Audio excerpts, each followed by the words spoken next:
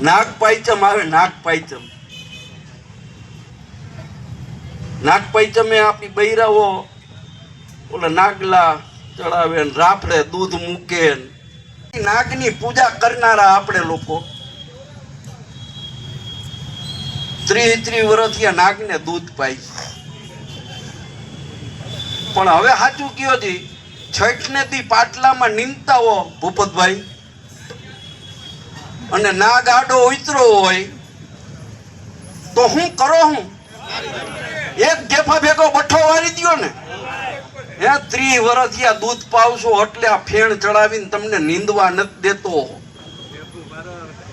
ઢેફું મારો ઢેફું. અને હું તો ન્યા લગી કહું છું, તો આ વખતે તો તને પાડી જ દેવો છે. ફૂફાડો તો રાખો, પછી મત ગુડવા હોય તો ગુડજો. આ કહેવાની હિંમત આપણે નહીં કરવી ને મિત્રો, ત્યાં સુધી આપણું ભલીવાર નથી થવાનું. પણ ફૂફાડો તો રાખો,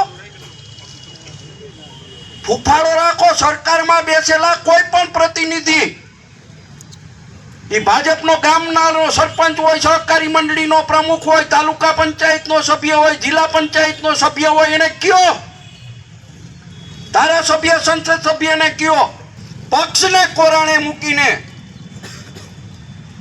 જો આપણે આપણા હક માટે, આપણા હિત માટે અને આપણે આપણી વ્યાજબી માગણી માટે, આવો ભગાલાલ આવી જાવ, ઉપર આવી જાવ, આપણે નહીં લડીએ તો માયગા વગર માય પીરસતી નથી.